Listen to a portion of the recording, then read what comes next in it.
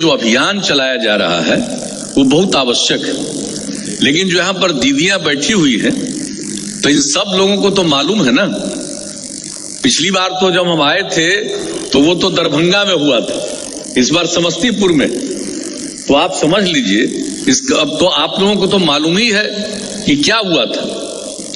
जब हम लोगों ने तो शुरू से हमारी इच्छा थी शराबबंदी लागू हो, लेकिन लगता था कभी कभी कि पूरा प्रभावित ढंग से लागू कर पाएंगे कि नहीं लागू कर पाएंगे, क्योंकि अब इसी धरती पर कर रहे हैं, जननायक कर्पूरी ठाकुर जी की धरती पर। जब उनको मुख्यमंत्री के रूप में वो फिर काम कर रहे थे 77 में, तो उन्होंने शराबबंदी लागू किया और पूरे तौर पर इसको लागू करने का पूरा काम किया उन्होंने। लेकिन उसके बाद वो 2-2.5 साल के बाद मुख्यमंत्री नहीं रहे। अब उनके नहीं रहने के बाद तो क्या हो गया था, शराबबंदी को जो लोग आए बाद में उन्होंने खत्म कर दिया। अब आप समझ लीजिए। तो उसके बाद मन में एक लगता रहता था कि भाई कहीं ठीक ढंग से लागू होगा कि नहीं लागू होगा। लेकिन हम इसके लिए शुरू से, आप जानते हैं कि 2011 से ही हम लोगों ने ये सब काम शुरू किया, 26 नवंबर से ही, कि नहीं इसके बारे में बातचीत होनी चाहिए, अभियान होना चाहिए, सब लोगों को इस बात को लेकर के एक जागरूकता आए और लोग इसके पक्ष में इस बात को चलाएं। कई जगहों पर लोगों ने ये काम करना शुरू किया, ये सब तो चल रहा था, लेकिन सरकार के तौर पर पूरे तौर पर पाबंदी नहीं लग पाई थी। और हमारी पूरी इच्छा होती थी भीतर से कि इसको लागू करें, लेकिन अंदर मन में लगता था कि इसको पूरे तौर पर लागू कर पाएंगे कि नहीं कर पाएंगे। और तब उसी दौरान जब 15 की बात, आपको बता दें कि 9 जुलाई 2015 को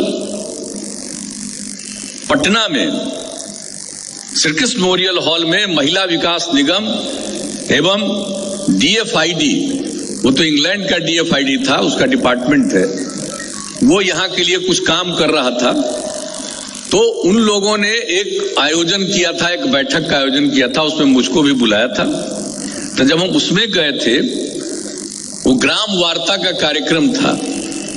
अब जब वहां पर गए तो अभी तो यहां पर बैठी हुए हैं लेसी सिंह जी, यहां पर बैठे हुए श्रवण कुमार जी, ये सब तो उस बैठक में शामिल थे। तो जब हम बोल करके सारी बात महिलाओं के लिए बैठ गए, तो वहीं पर श्री कृष्ण मेमोरियल हॉल पटना में जो महिलाएं बैठी हुई थी, जीविका समूह की दीदियां थी, वो खड़ा होकर के मांग करने लगी। तो हम तो जाकर के बैठने जा रहे थे, तो हमको लगा कि कुछ बोल रही है शराबबंदी के लिए। तो हमने इन दोनों से पूछा, जो आज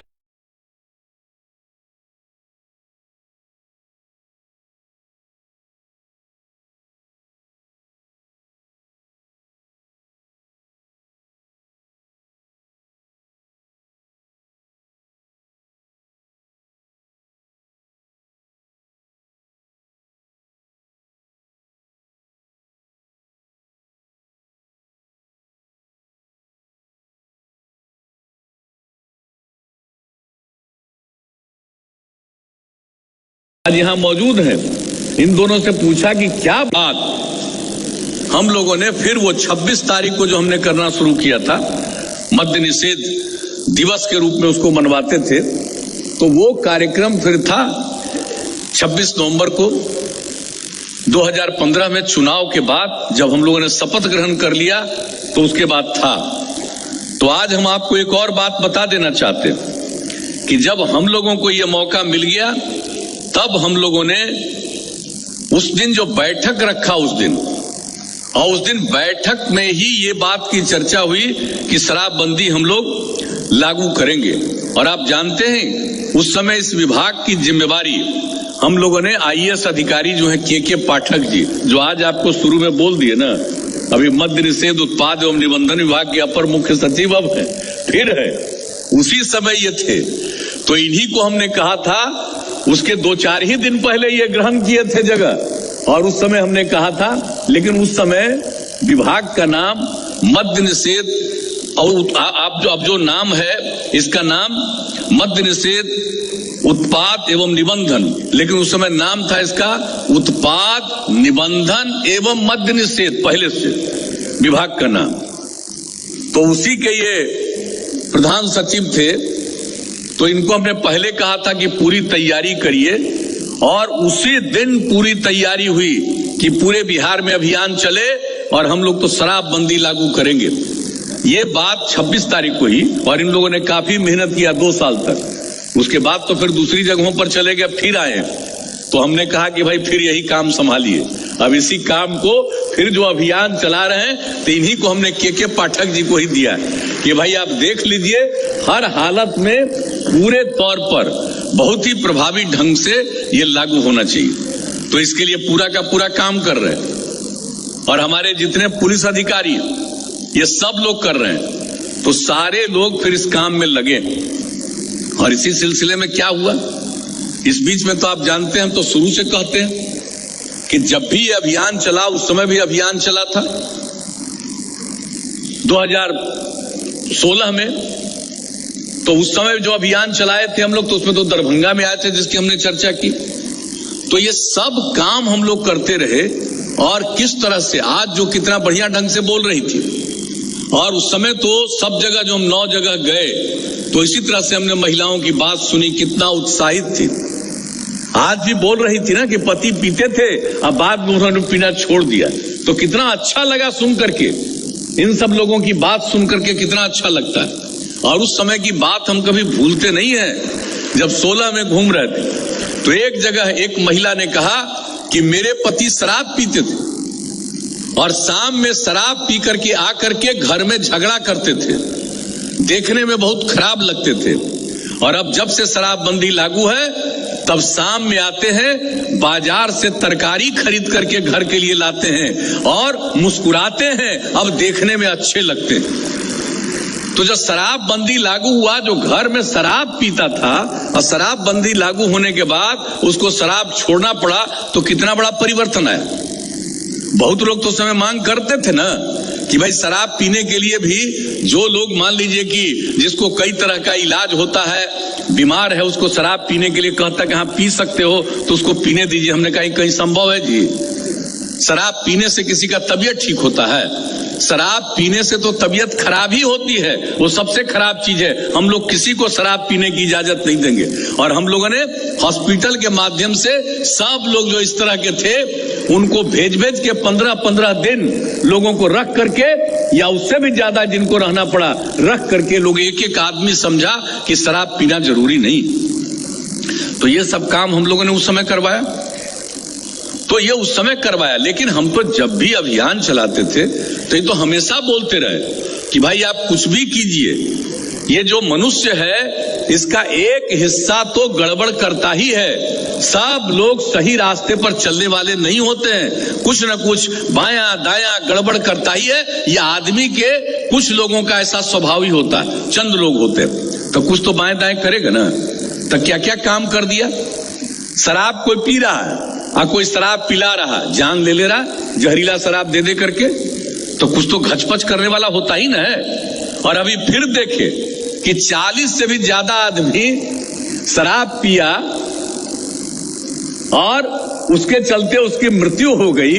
तो हमने कहा कि भाई, अब तो उस समय हम तो साफ बोले कि अरे पिएगा तब पीना तो बुरा चीज है ही है, तब पिया तो मरा। तो ये तो सबके लिए एक तरह से उदाहरण सामने है कि कभी मत पियो, पीने के चक्कर में मत चलो, तुमको कोई दूसरा कुछ पिला देगा, मर भी जाओगे। तो इसीलिए ये सब चीज हमने कहा कि ना, अब तो एक बार और फिर सशक्त अभियान चलाना चाहिए। इंतजाम तो सब किया गया, महिलाएं तो करती रहती है, लेकिन पूरे तौर पर ये पूरा का पूरा अभियान चलाया जाए। और आप लोग अभियान चलाने में शामिल हुए, मुझे खुशी है इस बात की। और जो किस किस तरह से एक एक काम हो रहा, हर प्रकार से लोगों के लिए। हम लोगों ने तो शराबबंदी के लिए काम किया, लेकिन आप जरा कल्पना करिए कि जब से आप लोगों ने हम लोगों को काम करने का मौका दिया, हम तो समाज के विकास के लिए कितना काम किए, लोगों के हित में, लोक हित में कितना काम हम लोगों ने किया। और किस तरह से लॉ एंड ऑर्डर, कानून और व्यवस्था की स्थिति की हिम्मत कोई करता था शाम के बाद घर से निकलने का? भूलिएगा मत याद कीजिएगा। जब से मौका दिया बिहार के लोगों ने काम करने का, 2005 के नवंबर में हम लोग आए, 24 नवंबर को शपथ ग्रहण किया, उसके बाद जो काम करना शुरू किया, तो आप बताइए क्या हालत थी? कोई हिम्मत करता था शाम में घर से बाहर निकलने का? अब आज तो बताइए कि जिसको जब निकलना है, शाम की बात तो छोड़ दीजिए, देर रात तक भी किसी को कहीं जाना है, कोई घबराहट में नहीं, सब कुछ करता है। और कुछ तो गड़बड़ करने वाला होता ही है। अब ये समस्तीपुर जिले में कितना गड़बड़ी होती रही है, लेकिन सब पर कार्रवाई भी तो होती है। लेकिन कुल मिलाकर के लोगों में तो बढ़ा ना भाई भरोसा। और अब तो कोई हिम्मत ये नहीं होता है कि भाई हम बाहर नहीं जाएंगे, हम निकलेंगे नहीं। अब वैसी स्थिति तो नहीं है, तो वहां से भी शुरुआत किया। और क्या हालत थी? समाज के हर तबके के उत्थान के लिए, विकास के लिए काम किया। शिक्षा के क्षेत्र में, स्वास्थ्य के क्षेत्र में, कानून का राज कायम करने के लिए, सब कुछ करने के लिए जो हम लोगों ने काम किया, विकास का काम, सब तरह से काम हम लोगों ने करना शुरू किया। क्या हालत थी? महिलाओं की कितनी उपेक्षा थी, कितनी महिलाएं बाहर आती थी। कभी देखते थे? कोई काम बहुत कम महिलाएं कर पाती थी, उसको काम करने का मौका नहीं मिलता था। बहुत लोग खेत वेत में जाकर के कुछ काम अपने गांव में करती थी, लेकिन बहुत कम महिलाएं काम कर पाती थी, उसको काम में कभी लोग लगाते नहीं थे। तो जो हालत था पहले, और जिस तरह से हम लोगों ने कहा कि जब तक महिलाओं का विकास नहीं होगा, अगर पुरुष और स्त्री सब काम नहीं करेंगे तो उनके परिवार की आमदनी बढ़ेगी। खाली मर्द करेगा काम तो आधा काम किया ना, आधा लोग तो घर बैठा हुआ है। लेकिन पुरुष और स्त्री दोनों काम करेंगे तो बहुत आगे समाज बढ़ेगा, परिवार आगे बढ़ेगा। तो हम लोगों ने जो महिलाओं के लिए काम किया, सबसे पहला कौन काम करने का मौका मिला? जब आए सरकार में तो सबसे पहले तो पंचायत का चुनाव होना था। हम लोगों ने कानून बनाया और पूरे तौर पर, और उसी कानून में हम लोगों ने जो दिया, अनुसूचित जाति जनजाति को तो आरक्षण देना ही था, अति पिछड़े वर्ग को आरक्षण, और महिलाओं के लिए भी आरक्षण का प्रावधान है। लेकिन उसमें हम लोगों ने कहा कि भाई हम बिहार में महिलाओं को 50% का आरक्षण देंगे। बिहार पहला राज्य जिसने पंचायत चुनाव में 50% का आरक्षण दिया। उसके बाद नगर निकायों के चुनाव में भी अगले साल हम लोगों ने किया। ये बिहार पहला राज्य। और जब बिहार में इतने बड़े पैमाने पर हुआ तो फिर दूसरे कई राज्यों ने बाद में इसको अपनाया है। हम तो प्रचार वगैरह नहीं करते हैं, हम लोगों ने तो 2006 में किया, और जब यहां किया तो इसके बाद अन्य जगहों पर भी कुछ लोगों ने किया। तो जो लागू किया, और बताइए, कुछ लोग हमसे नाराज हो रहे थे तो मुस्कुराते हुए कहा, कई लोग मर्द कई जगह हमको कहने लगे कि बताइए घर में अब खाना हम ही को न बनाना पड़ेगा, चली जाएगी वो उधर। तो हमने कहा क्या दिक्कत है आपको, वो अगर काम करने लगेगी तो और खुशी ना होनी चाहिए। लेकिन फिर भी कुछ लोग मेरे से मुझसे नाराज हुए। लेकिन जब महिलाओं को मिला तो कितनी बड़ी संख्या में आ गए, जनप्रतिनिधि हो गई। और किस तरह से हम लोगों ने आगे काम करवाना शुरू किया, और किस तरह से महिलाओं में जागृति आई। लड़कियां पढ़ती कम थी। 5वें क्लास के बाद गरीबी के कारण कोई परिवार अपनी बेटियों को, ज्यादातर गरीब परिवार भेज नहीं पाते थे आगे पढ़ने के लिए। तो जब हम लोगों ने इसके लिए शुरू कर दिया, पोशाक योजना की शुरुआत कराई 2007 से, और उसके बाद लगा कि लड़कियों को तो और पढ़ाना है। तो जब 9वें क्लास में पढ़ने वाली लड़की, उसके लिए साइकिल योजना की शुरुआत कराई। और जब साइकिल योजना की शुरुआत कराई, लड़कियों को कितनी खुशी हुई। कई जगह पर तो बहुत लोग बोल रहा था, कहा कि लड़की को साइकिल दे रहे, जो लड़की को साइकिल दीजिएगा, साइकिल चला के लगेगी तो बाहर तो तंग करेगा। हमने उसको मुस्कुराते हुए कहा था, कोई बाहर तंग नहीं करेगा।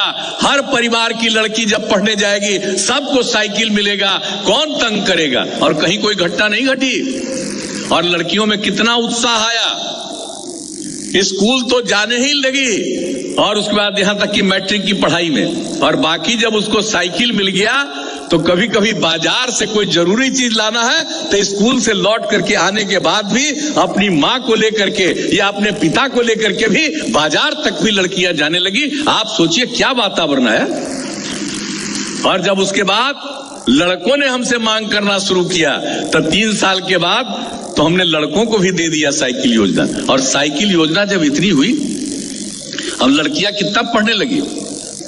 अब आपको मालूम है 1 साल पहले जब मैट्रिक की परीक्षा हुई तो लड़के से ज्यादा 200-300 ज्यादा लड़कियां थी। आप सोचिए कितना विकास हुआ। पर अब तो हम इंटर तक पढ़ाने के लिए लगे हुए हैं।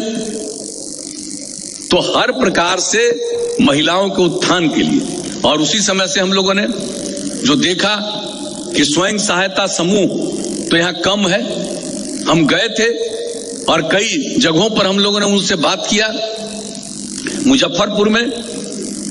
और उसके बाद जो हमने देखा कि भाई यहां पर स्वयं सहायता समूह उतना अच्छा नहीं है, लेकिन फिर भी महिलाओं में कितना ज्यादा जागृति आती है, बहुत कम था। दक्षिणी इलाकों में देश के वहां पर तो बहुत था, लेकिन इधर बहुत कम था। लेकिन उसके बाद ही हमने तय किया, वर्ल्ड बैंक से हम लोगों ने कर्ज लिया और उसके बाद ये शुरू कराया कि हम लोग बहुत ज्यादा समूह बनाएंगे और उसका नामकरण हमने किया जीविका समूह। और उसके बाद कुछ जगहों से शुरू किया और उसके बाद हम लोगों ने तय किया कि हर जगह करेंगे और 10 लाख समूह बनाने का निर्णय किया। अब तो उससे भी ज्यादा बढ़ गई। मंत्री जी बोल रहे थे अब तो करीब करीब 1,27,00,000 परिवार इससे जुड़ गई। अब कैसा माहौल हो गया, अब कितना उत्साह है। अब पहले महिलाओं को देखते थे बेचारी को पहनने के लिए कोई कपड़ा रहता था, अब जरा जीविका समूह को देखिए और सब जगह अब महिलाओं को देखिए, लड़कियों को देखिए, अब उनको भी पहनने के लिए कपड़ा अब उपलब्ध है, अब मिलने लगा। क्या वातावरण बदला है। तब पहले तक कोई जो कुछ नहीं करता था उसको ये सब चीज ध्यान में आता था। हम लोगों को तो आपकी सेवा करने का मौका मिला, आपने अवसर दिया तो एक एक चीज को सोचा। अब आप समझ लीजिए जब जीविका समूह का इतना अच्छा, उनकी ट्रेनिंग सब कुछ इतना अच्छा हुआ कि उस समय की जो केंद्रीय सरकार थी वो लोग भी आए और आकर के देख गए तो कहा कि भाई यहां तो अच्छा काम आपका चल रहा है। तो उसके बाद उन्होंने पूरे देश में इसको करने का निर्णय लिया और उसका नाम दे दिया आजीविका समूह। आप जरा सोच लीजिए, हम लोगों का जीविका और उसी को उन्होंने कहा आजीविका, माने जीविका आ जाए, हर जगह आ जाए, इसलिए उसका नाम दे दिया देश भर में आजीविका। अब आप सोच लीजिए तो जो काम यहां पर हम लोगों ने शुरू किया अब उसका कितना ज्यादा विस्तार होता। भाई हम लोग प्रचार विचार नहीं करते हैं, प्रणाम करते हैं हम सब, हमारे जो है पत्रकार बंधु लोग हैं, तो हम तो कभी प्रचार विचार में विश्वास नहीं करते हैं ज्यादा, लेकिन काम में विश्वास, और काम करते हैं उसका कितना असर पड़ता है। और जो कुछ भी काम किया गया, आपको मालूम है जो हमने साइकिल योजना की बात कही, साइकिल योजना जो लड़कियों के लिए शुरू किया, विदेश से कितनी टीम आई थी, 9 में 10 में 11 में टीम आई विदेश से ये देखने के लिए कि इन लोगों ने सब महिलाओं के लिए साइकिल योजना कर दिया है, हाई स्कूल से शुरू।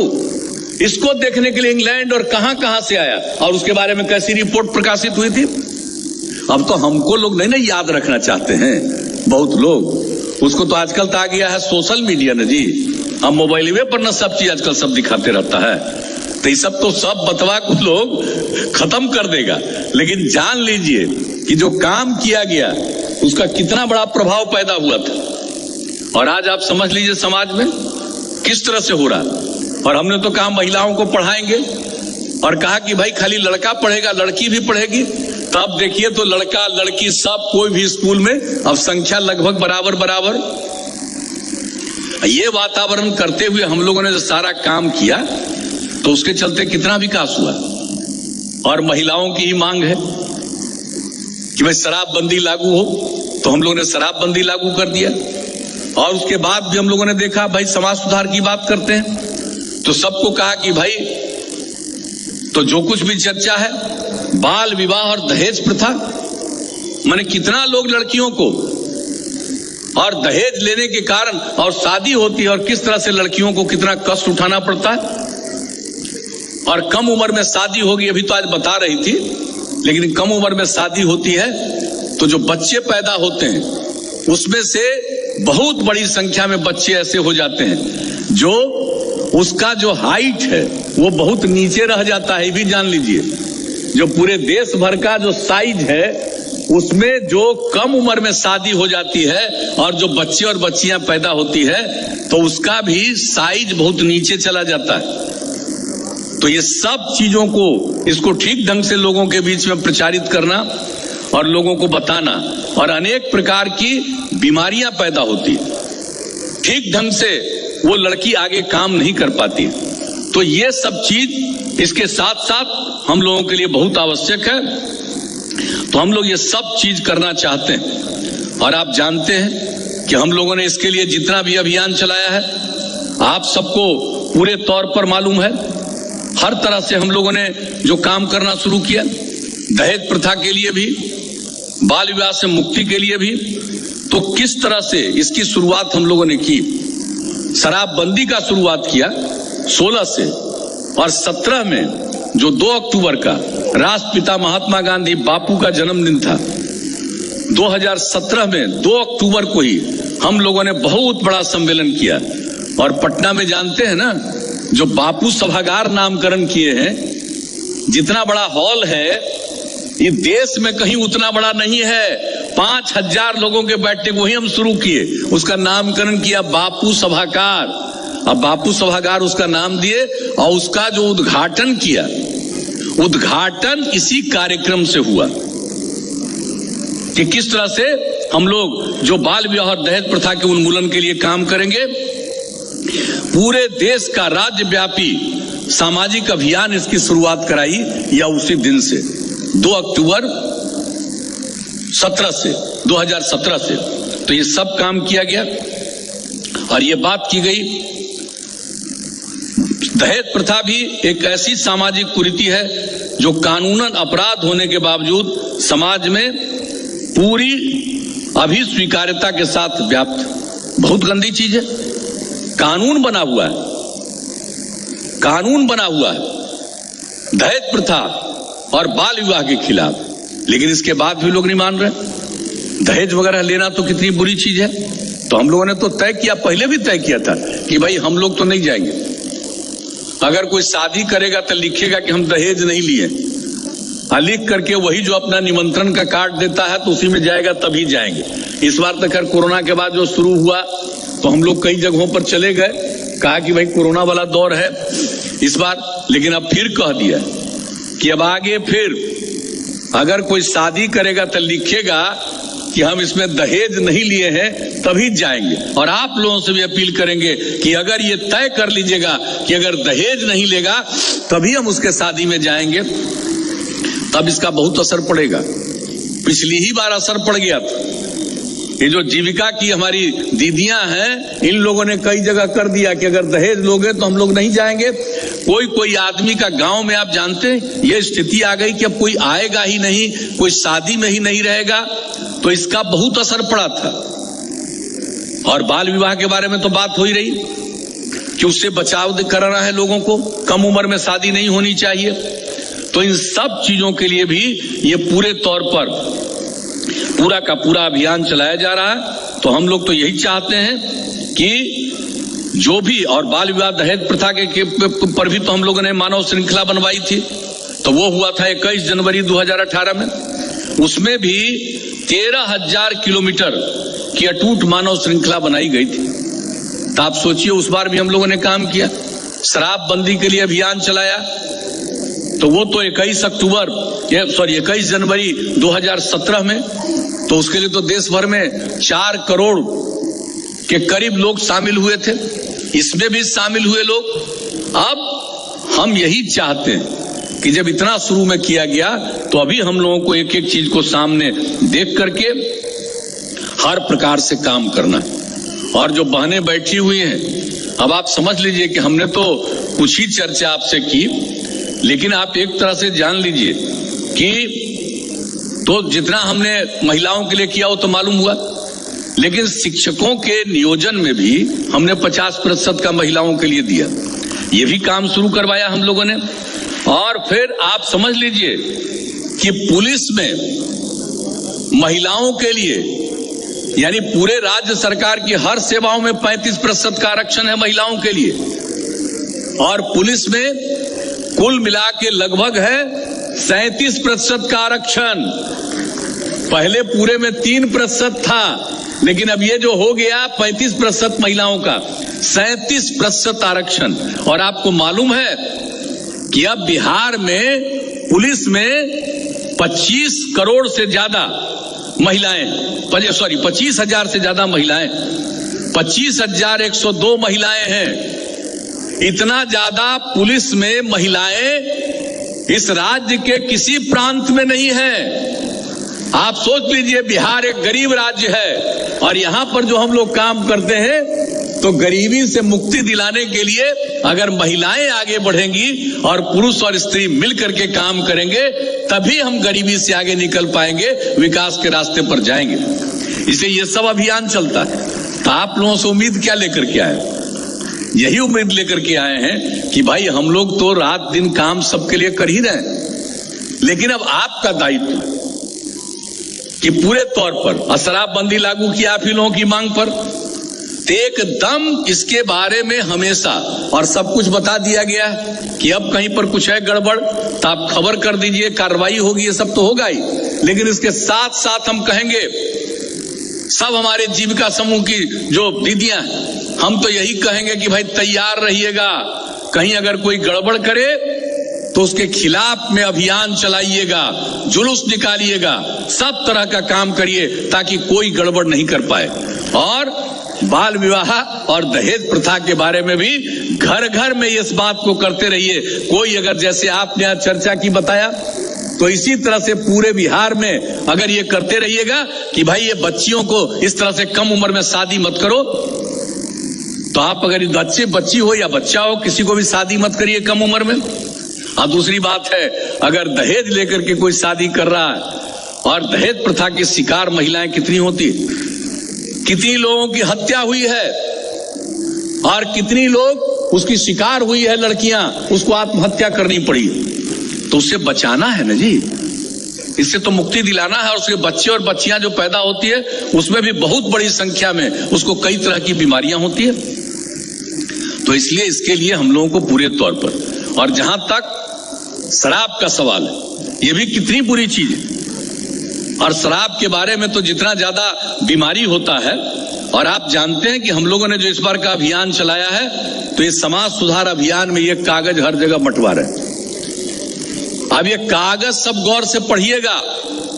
हम लोग तो अपना काम किए हैं, लेकिन भाई देश की आजादी किन्होंने की? बापू के नेतृत्व में देश की आजादी हुई। राष्ट्रपिता हैं महात्मा गांधी, और वो जब आजादी की लड़ाई लड़ रहे थे तो उस समय भी लोगों को कितना कहते थे शराब कितनी बुरी चीज है। बोलते थे बापू, शराब आदमियों से न सिर्फ उसका पैसा छीन लेता है, बल्कि उसकी बुद्धि भी हर लेती है। बोलिए, आजादी की लड़ाई लड़ रहे थे और उस समय से लोगों को बता रहे हैं, लेकिन फिर बहुत लोग नहीं माना है। दारू ज्यादा पीने लगा है, बढ़ने लगा है। लेकिन बापू ने तो शुरू में कहा कि भाई शराब सिर्फ आपके पैसे को नहीं बर्बाद करेगा, पैसे को नहीं छीन लेगा, बल्कि आपकी बुद्धि को भी हर लेता है। आप समझ लीजिए शराब कितनी बुरी चीज है। और शराब पीने वाला इंसान भला आदमी है, शराब पिएगा तो हैवान हो जाता है। तो ये जो बापू ने कहा, इस बात को लेकर के, इस बात को भी हम साथ में किए हुए हैं। और बापू तो एक बार बोले थे, सबको कहते थे कि हम 1 घंटा के लिए तानाशाह हो गए तो सब शराब की दुकान को हम बंद करेंगे। तो वो तो एक अलग बात है, लेकिन जो लोगों की जानकारी और सहमति के लिए जो ये बात है, शराब कितनी बुरी चीज है, आपका सिर्फ पैसा नहीं खत्म करता है, आपकी बुद्धि को भी हर लेता है। और शराब पीने वाले की स्थिति कितनी खराब होती है, इंसान हैवान हो जाता है। ये कैसा चीज है, इसको तो एक एक व्यक्ति के कान तक पहुंचाना है। मानते हैं कि सब नहीं सुन, बहुत आदमी तो गड़बड़ होता ही है। आप तो जानते हैं, कोई धर्म को मानने वाले लोग हों तो आप तो जानते न हैं कि जितने को हम भगवान मानते हैं वो लोग जब आए थे धरती पर तो क्या क्या हुआ था। कुछ लोग तो गड़बड़ करने वाला उनके साथ था ना जी। तो आदमी में तो होता ही है कुछ गड़बड़ करने वाला। जब भगवाने से कर सकता है तो इधर उधर तो करने वाला होगा ही, लेकिन भगवान तो उपदेश देके जाते हैं और तभी उसमें कमी आती है। उसी तरह से ये अभियान चलाइएगा तभी गड़बड़ करने वालों में कमी आएगी। तो उसके लिए उन लोगों के बीच में तो घर घर में इस बात को कहना है कितना बुरा चीज है। और दूसरी बात है, कुछ पढ़े लिखे और काबिल लोग क्या क्या बाएं दाएं बोलते रहता है, बड़ा मेरे खिलाफ अंदर अंदर चलते रहता है, उल्टा पुल्टा इधर से उधर करता रहता है। तो वो सब तो करता रहता है, लेकिन जरा जाने तो कि शराब पीना ठीक चीज है। हम लोग तो शुरू से बोलते थे कि दारू बहुत बुरी चीज है, बुरी चीज है, लेकिन इन्हें माने तो देखिए तो वर्ल्ड हेल्थ ऑर्गेनाइजेशन WHO विश्व स्वास्थ्य संगठन ने 2016 में पूरे दुनिया का सर्वेक्षण किया और 2018 में प्रकाशित किया कि शराब कितनी बुरी चीज है, और कहा कि भाई शराब पीने के कारण दुनिया भर में एक साल में कम से कम 30 लाख लोगों की मृत्यु होती है।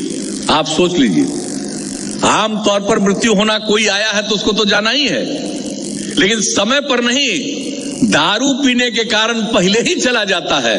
तो 30 लाख लोग, जितने लोगों की मृत्यु होती है उसमें से 30 लाख लोग, और यह मृत्यु में इसका प्रतिशत है 5.3%। वो मौत होती है शराब पीने के कारण मौत होती है। तो ये उसने रिपोर्ट दिया है।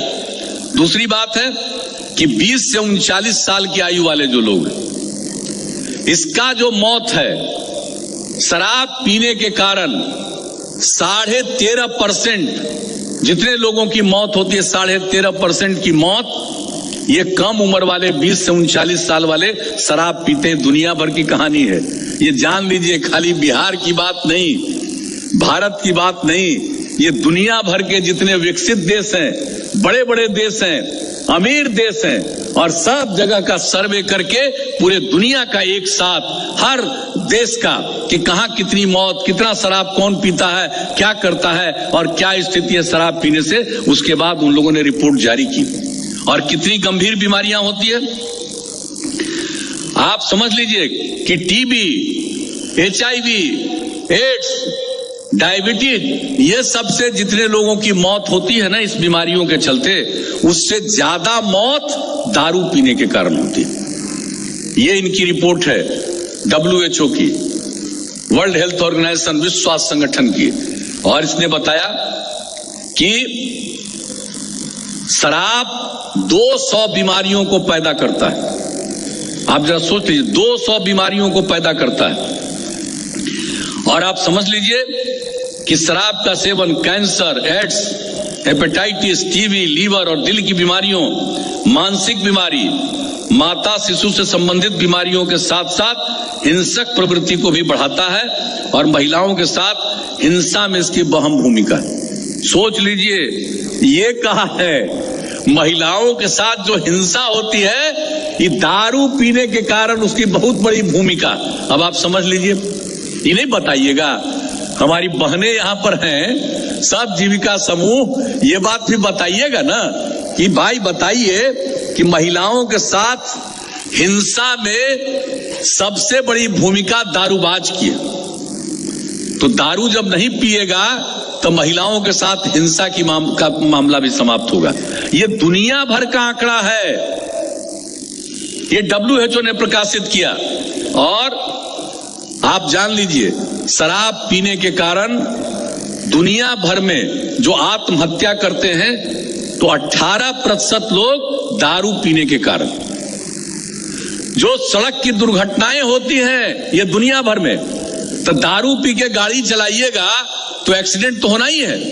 दुनिया भर में एक साल में जितना एक्सीडेंट होता है, जितनी दुर्घटना होती है सड़क की, उसका 27% दुर्घटना शराब पी करके गाड़ी चलाते हैं उसके चलते होती है। ये दुनिया भर का फिगर अपना जान लीजिए। और मालूम है बिहार में ये जो सड़क दुर्घटना होती थी उसकी बिहार में कमी आ गई सड़क दुर्घटना में अन्य जगहों के अलावे, इसलिए कि अब दारू बहुत हद तक नियंत्रित हुआ और दारू पी करके अब उस तरह से गाड़ी लोग नहीं चलाते हैं, तो इसलिए दुर्घटनाएं भी घट गई। तो इसने सड़क दुर्घटना के बारे में दिया और जितने भी हैं, और मिर्गी के 13% मामले शराब के सेवन के कारण ही होते हैं। उसी प्रकार से अनेक प्रकार की बीमारियां सब लिखा हुआ है। लीवर सिरोसिस के कुल मामलों का 48%, माउथ कैंसर का कुल मामले का 26%, पैंक्रियाज की गंभीर बीमारी 26%, टीबी का 20%, ये सब दारू पीने के कारण होता है। तो इसका भी हम जो अभियान चला रहे हैं, तो साथ साथ इस बात को पूरे तौर पर घर घर पहुंचाना है।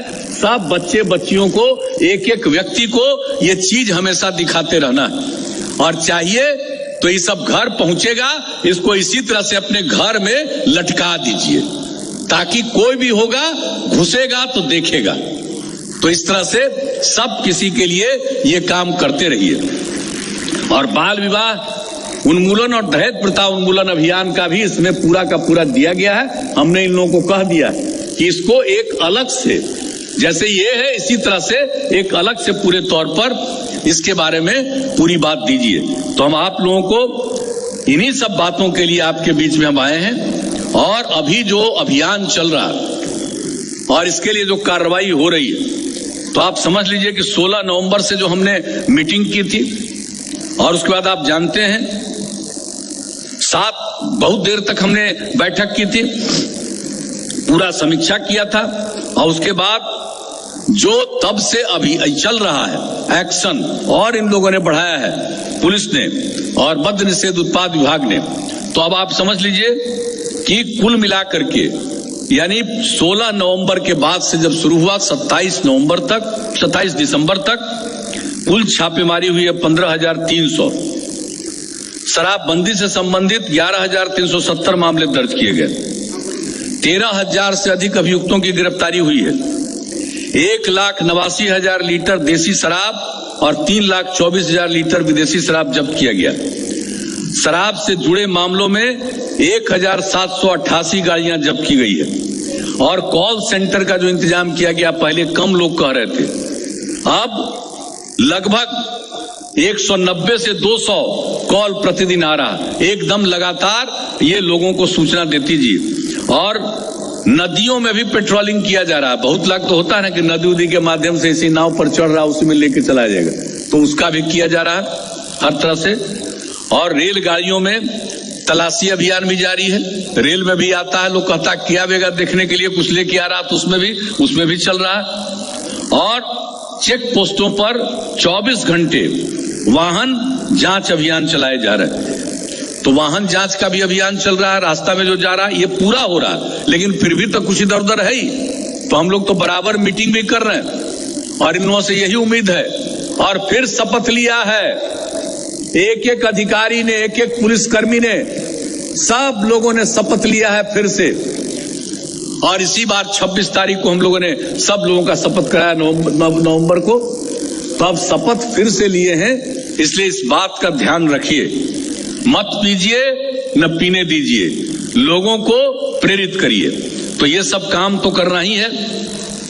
और इसके साथ साथ आज तो मुझे देख करके ये खुशी हुई कि आप लोगों ने यहाँ पर जो काम करना शुरू किया है, अच्छा काम किया है। तो जो यहाँ पर आप लोग खास करके जो देखा कि नीरा का जो उत्पादन है उस पर भी हमको बैठा करके भी दिखाया, 8 चीजों को दिखाया। हमने देखा नीरा पर, मुझे बड़ी खुशी हुई।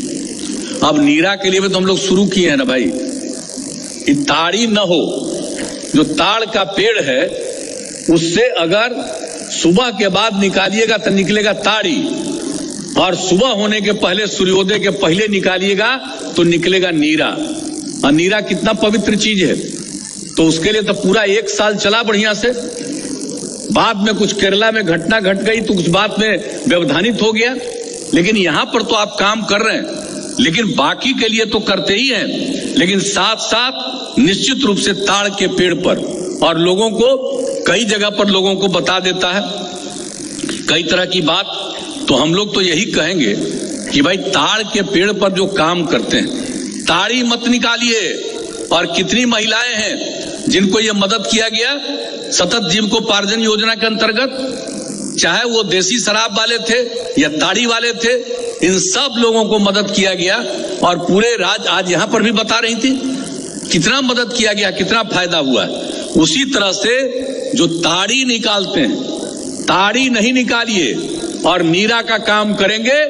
तो हमने तो मन बना लिया और इसके बारे में हम बैठक करके ये निर्णय लेने वाले हैं कि साहब सतत जीविकोपार्जन योजना के अंतर्गत इसका हम और विस्तार करेंगे। जो भी आदमी जो ताड़ के पेड़ पर काम करता है वो ताड़ी की जगह पर नीरा की शुरुआत कर देगा।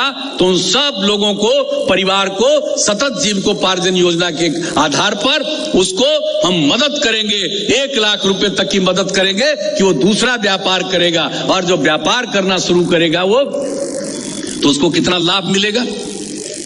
और किस तरह से हम लोग मदद करते हैं, जो काम शुरू करेगा तो उसको 7 महीना तक 1-1 हजार रुपया भी दिया जाता है ताकि कभी उसको किसी तरह की दिक्कत नहीं आए।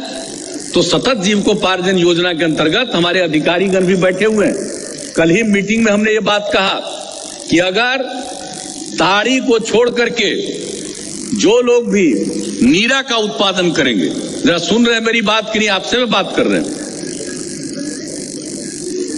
आपस में बात करेंगे, मेरा बतवा सुन रहे हैं। हम कह रहे हैं आपको कि अब एकदम बिल्कुल बना लीजिए, ताड़ी का जो उत्पादन ताड़ के पेड़ पर करता है उसको छोड़ करके नीरा का उत्पादन करेगा तो सब उस परिवार को सतत जीविकोपार्जन योजना के अंतर्गत जो आप 1 लाख रुपए तक की मदद देने का है वो मदद देने का निर्णय कर लीजिए। और इस बात का ऐलान पूरे तौर पर आज मैं कर दे रहा हूं कि अगर ताड़ी को छोड़ करके नीरा की तरफ जाइएगा आपकी आमदनी बढ़ेगी। आप समझ लीजिए, इसके चक्कर में मत रहिए।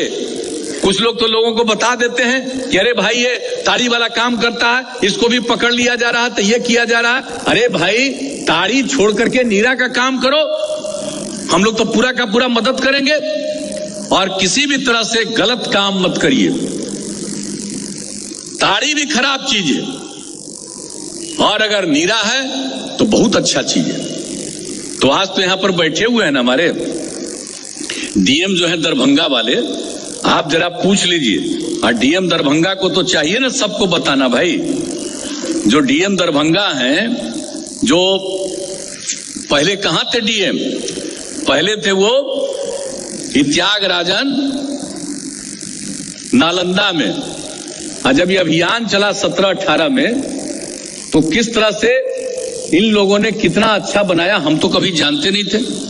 ताड़ी से तो मेरा कोई मतलब नहीं, नीरा भी कभी नहीं हम ग्रहण किए थे। इसने भेजा नीरा को और कितना स्वादिष्ट है, कितना अच्छा है।